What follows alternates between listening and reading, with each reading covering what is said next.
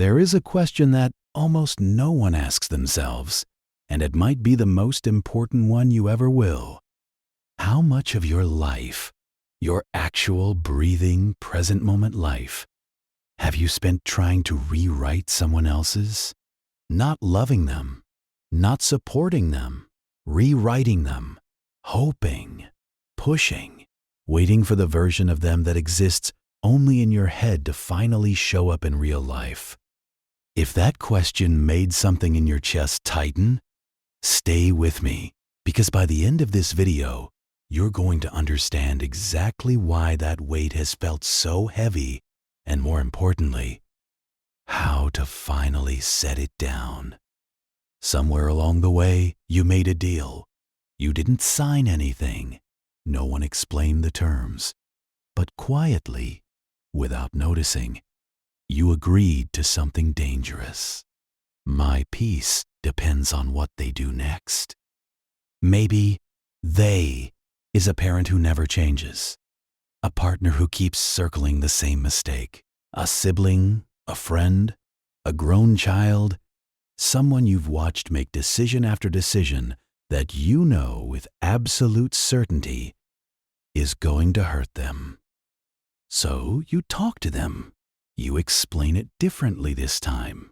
You find the right words, the right moment, the gentle approach. And for a while, you feel like progress is happening.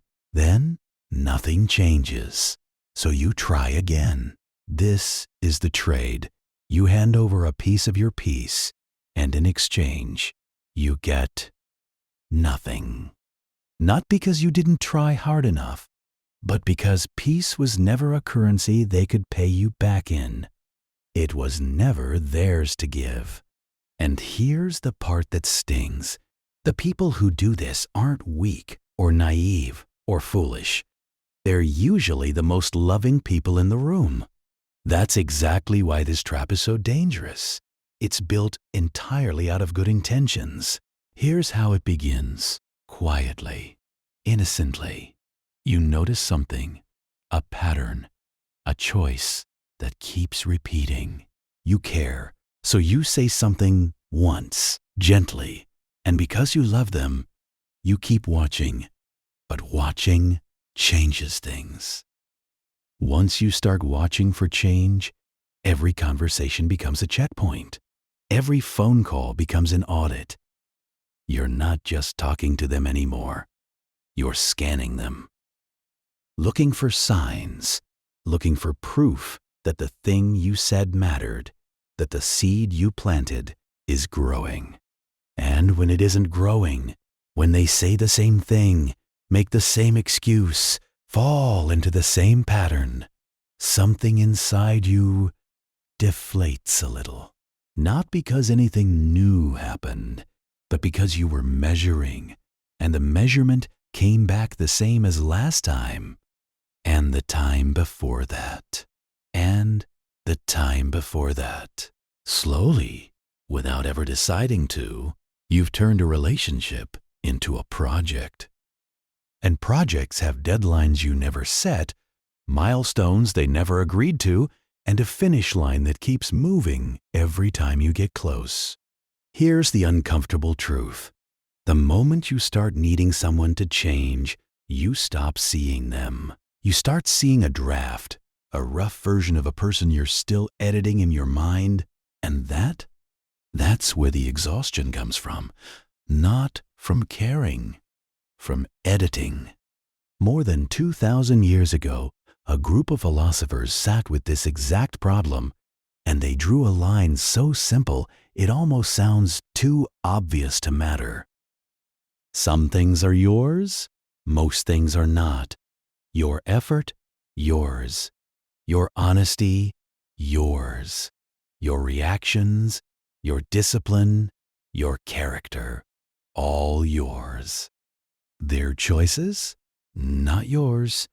Their timeline, not yours.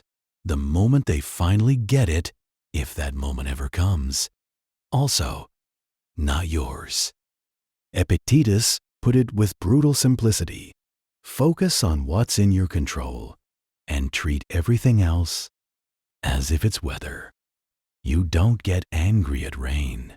You don't take it personally when the sky doesn't cooperate with your plans. You just adjust and keep walking. But somehow, when it comes to people we love, we forget this completely. We treat their choices like weather we're personally responsible for forecasting and preventing. Here's the part that changes everything once you actually absorb it. You can care about someone deeply and still have zero authority over their life. Those two things are not in conflict. In fact, the moment you stop confusing caring with controlling, both get easier. Your care becomes lighter, less anxious, less transactional, and their freedom becomes real again, instead of something they have to defend from you. Now here's where it gets a little uncomfortable. Stay with me, because this is the part most people skip. When your attention is locked onto someone else's flaws, their potential, their if only they would just, there's a strange side effect. You stop looking at your own life. Think about it honestly.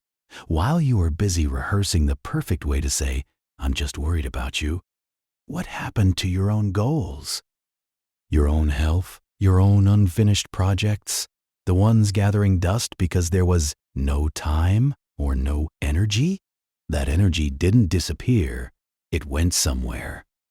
And for a lot of people, it went directly into managing someone else's life, because that felt easier than confronting the parts of their own life that needed work. This isn't an accusation, it's an invitation. Because here's the truth. Their problems are visible, loud, easy to point at. Your own growth requires something much harder, sitting with your own discomfort, your own unfinished business, your own quiet disappointments in yourself. It is always easier to renovate someone else's house than to walk into the messy room in your own. So ask yourself, gently without judgment, if you redirected even half the energy you've spent worrying about someone else into yourself, what would your life look like in 1 year? Here's something almost no one talks about. Constant help has an expiration date, and most people use it long after it's gone bad. In the beginning, your concern feels like a gift, a suggestion here, an observation there. It's received with warmth because it is warm. But repeated enough times, something shifts. The same words that once felt like care now feel like surveillance. The same questions that once felt like interest now feel like inspection. And the other person feels it, even if they can't articulate it. They start answering in shorter sentences. They share less. Not because they don't trust you anymore, but because every conversation has quietly become a test they're tired of taking. This is the cruel irony at the center of all this. The more desperately you try to help someone change, the more likely you are to push them away from the very growth you're hoping for. People don't grow well under observation. They grow in private, in their own time, often in ways that have nothing to do with the lecture you gave them 6 months ago. So, if it feels like the relationship has gotten colder the more you've tried, that's not a coincidence. That's the cost of turning love into a performance review. Let's talk about the moment everyone fears. The moment you actually stop. Stop checking. Stop hinting. Stop hoping for the conversation that finally gets through. Stop carrying the imagined disaster that you believe will happen the second you look away. Most people expect this moment to feel like relief. It doesn't. Not at first. At first, it feels like loss, like something is missing, because for years, this person's problems gave your mind somewhere to go, a project, a purpose, a reason to feel needed. When that disappears, there's a strange silence, an empty space where worry used to live. And in that silence, something remarkable happens. If you're brave enough to sit in it, the world doesn't end. The person you were so afraid for keeps living their life exactly as they always have, with or without your supervision. The disaster you imagined doesn't arrive on schedule. Life simply continues. And slowly, that empty space starts filling with something else. Your own thoughts, your own goals, your own voice. The one that got quieter every year you spent narrating someone else's life instead of living your own. This is not indifference. This is not giving up on someone. It's recognizing, finally, that respecting someone's path and managing it were never the same thing, and only one of them was ever yours to do. Here's the final piece, and it might be the most surprising one. The people who change us most aren't the ones who told us to change. They're the ones who simply lived differently, right in front of us, without demanding that we follow.